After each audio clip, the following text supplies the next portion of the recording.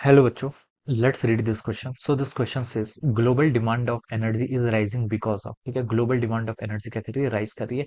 First पे लिखा है increasing industrialisation, B just for the better quality of life, C is transportation, D is all of this. Alright, तो चलिए इस question को स्टार्ट करते हैं.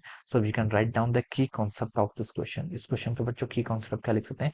Global demand of energy is rising. ठीक है, एनर्जी लिख लीजिए. ठीक है, क्या लिख लीजिए? Energy is the key concept of this question. Alright, अब देखिए बच्चों, ग्लोबल डिमांड एनर्जी की राइज कर रही है, क्यों कर रही है? ठीक है, अब देखिए बच्चों, इसका हम ये बता सकते हैं. देखिए हमारे देखिए जो सोर्सेस हैं, एनर्जी के सोर्सेस हैं, ठीक है, बहुत मैक्स कुछ सोर्सेस देखिए हमारे लैब के, जैसे हमारे फॉसिल फ्यूल्स हो गया और ये सब हो गया, ये क्या हो गया आपके, this are comes to the extinction. ये किस पर आ गए? आपके एक्सटिंक्ट पर आ गए because of the over consumption के कारण. ठीक है, जैसे जैसे देखिए हमारे क्या कर रही है, इन पॉपुलेशन इंक्रीज कर रही है, जैसे जैसे क्या कर रही है, पॉपुलेशन इंक्रीज कर रही है, यानी कि आपका क्या कर रहा है, रेट ऑफ कंजम्पशन क्या हो रहा है, इंक्रीज कर रहा है, तो हमारे कंज्यूमर्स इंक्रीज कर रहे हैं. क्या कर रहे हैं? कंज्यूमर इंक्रीज कर रहे हैं. अब इसके देखिए कुछ एडवर्स इफेक्ट भी होते हैं. ठीक है, अगर आपकी पॉपुलेशन क्या करेगी, इंक्रीज करेगी.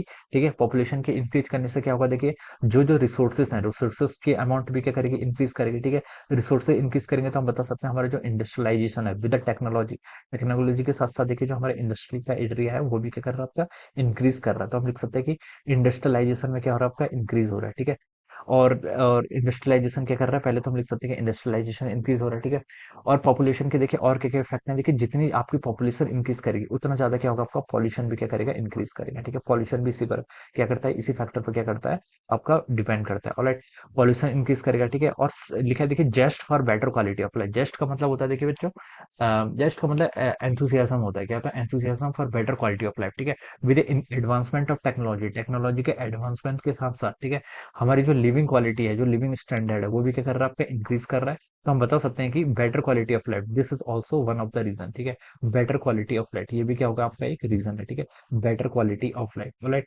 और देखिए जो हमारे most of the energy sources हैं वो अभी क्या है, देखिए एनर्जी क्राइसिस, हमारी देखिए एनर्जी क्या हो रही है, एक्सटिंक्शन की तरफ जा रही है. जैसे हमारा क्या था, फॉसिल फ्यूल्स. ठीक है, क्या था, हमारे जो कन्वेंशनल सोर्सेस हैं, जैसे आपका क्या है, फॉसिल फ्यूल्स. ठीक है, फॉसिल फ्यूल्स ये क्या हो रहे हैं, ऑलमोस्ट क्या पे एक्सटिंक्शन की तरफ है. ठीक है, तो हम ये बता सकते हैं कि ये हम बता सकते हैं कि हमें देखिए अब नई नई टेक्नोलॉजी क्या करना है, ऐसे सोर्सेज का यूज करना है जो आपके क्या है, रिन्यूएबल सोर्सेस हैं. ठीक है, जैसे आपके विंड एनर्जी हो गया, विंड एनर्जी क्या रिन्यूएबल है.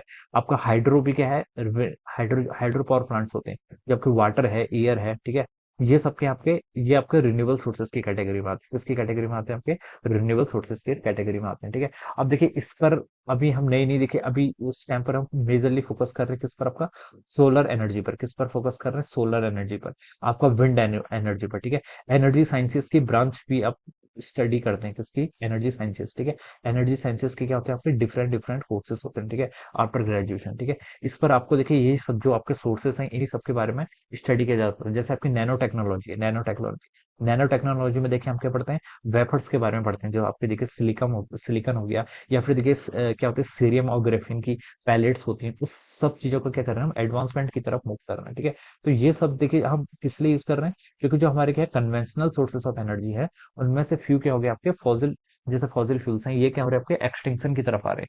तो with the increase in energy की डिमांड भी इंक्रीज कर रही है. ठीक है, तो उसके कारण हम क्या कर रहे हैं, नए नए सोर्सेस की तरफ क्या कर रहे हैं, आपका मूव कर रहे हैं. अब ऑप्शन पे लिखा था कि global demand of energy is rising because of, A option पे लिखा आपका increasing industrialisation. This statement is correct. इन पॉल्यूशन इंक्रीज कर रहा है, सॉरी पॉपुलेशन इंक्रीज कर रहा है, तो इंडस्ट्रियलाइजेशन भी क्या करेगा, आपका इंक्रीज होगा ही. ऑलराइट, बी पर लिखा है just of better quality of life. ठीक है, with the advancement technology, technology के एडवांसमेंट के साथ साथ, ठीक है, हम ये चाहते हैं कि हमारी जो लिविंग स्टैंडर्ड है, ठीक है, वो भी क्या करे, आपका इंक्रीज करे. ऑलराइट, सी पे लिखा है ट्रांसपोर्टेशन. ठीक है, पॉपुलेशन इंक्रीज होगी तो ट्रांसपोर्टेशन ऑब्वियसली क्या होगा, आपका इंक्रीज होगा ही. डी पे लिखा है ऑल ऑफ दिस. ठीक है, तो ये क्या होगा, इसका मोस्ट अप्रोप्रिएट आंसर होना चाहिए. कौन सा वाला? आपका ऑल ऑफ दिस. ठीक है, this all are the reasons behind this. Alright, so D option should be the right answer of this question. So I hope you all understood this concept. All the best and thank you so much.